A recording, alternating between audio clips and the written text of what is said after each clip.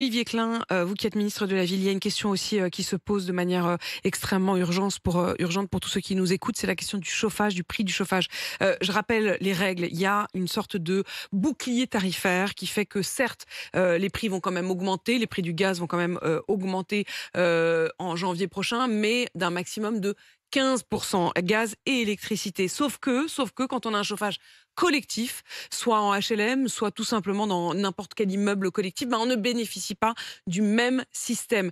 Les habitants alertent. Que leur répondez-vous?